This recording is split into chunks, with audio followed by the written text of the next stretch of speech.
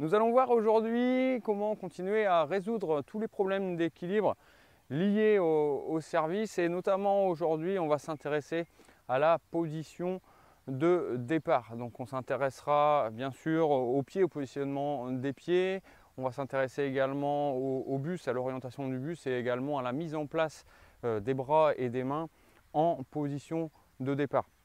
C'est super important parce que si vous êtes stable, si vous êtes ancré, posé et relâché dès la position de départ, vous avez de fortes chances de bien démarrer votre service et surtout d'assurer un équilibre ou plutôt même d'éviter dès le départ de créer du déséquilibre.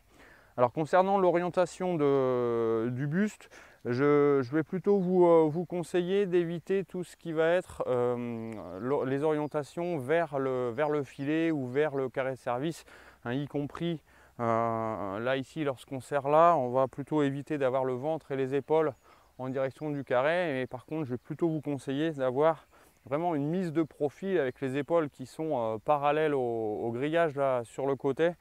Vous prenez le ventre comme repère, peu importe, mais d'avoir vraiment cette mise de profil là, ça va permettre dès le départ en fait d'éviter de créer des torsions et de devoir tourner les hanches et les épaules dès le départ et ainsi vous allez favoriser un meilleur équilibre. C'est-à-dire que si vous êtes de profil là, les bras vont pouvoir descendre tranquillement sans avoir besoin de rétablir l'équilibre de profil au niveau du buste. Alors un peu dans la même idée, concernant le placement des bras et des mains en position de départ, donc les deux idées sont un petit peu associées, mais on va en parler quand même plus précisément des bras et des mains maintenant. Évitez d'avoir les mains ici trop en avant pour la même raison, c'est-à-dire que vous allez devoir, si vous utilisez ce genre de placement des mains là ici, devoir dans un premier temps contourner le corps avant de laisser tomber les bras pour armer le service. Donc je vous conseille plutôt vraiment là à nouveau d'avoir les mains clairement sur le côté, donc nettement sur la droite pour les droitiers sans avoir les bras tendus, hein. Vous pouvez conserver des repères où les coudes restent assez proches du corps avec des bras semi-relâchés. Mais en tout cas, évitez d'avoir un positionnement de la raquette trop devant vous. Là ici, on observe bien que en plaçant les mains et les bras sur le côté, la descente des mains, des bras et de la raquette va se faire naturellement sans avoir besoin de pivoter ni de tracter au niveau des bras. Alors autre chose maintenant, donc ça c'est un petit peu plus complexe, on va observer plusieurs variantes. Ça va être d'essayer d'avoir une bonne stabilité au niveau de vos appuis, donc du placement des pieds, de la répartition du poids du corps à la position de départ au service. Donc plusieurs variantes. On va pouvoir observer parfois, donc ça ce sera à vous de tester, de choisir un petit peu ce qui vous convient le mieux.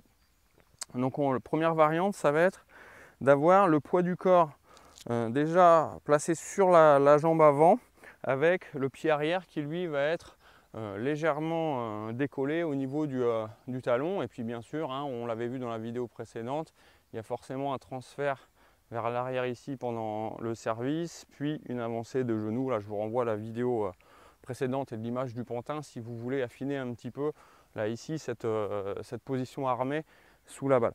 Donc deuxième variante maintenant, ça va être la répartition des pieds en position de départ où le poids du corps est réparti sur les deux appuis.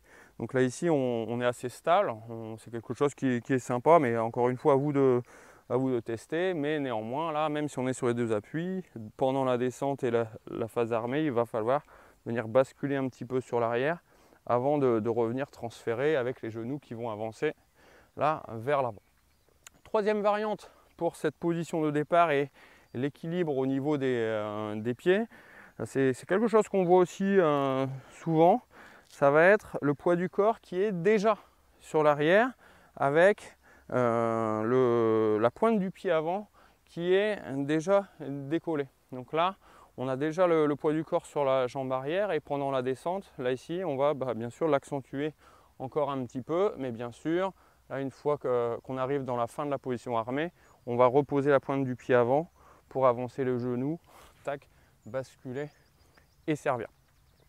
Donc voilà, on a fait un petit peu le tour là sous forme de 3 vidéos pour essayer de résoudre les problèmes d'équilibre que vous pouvez rencontrer au service.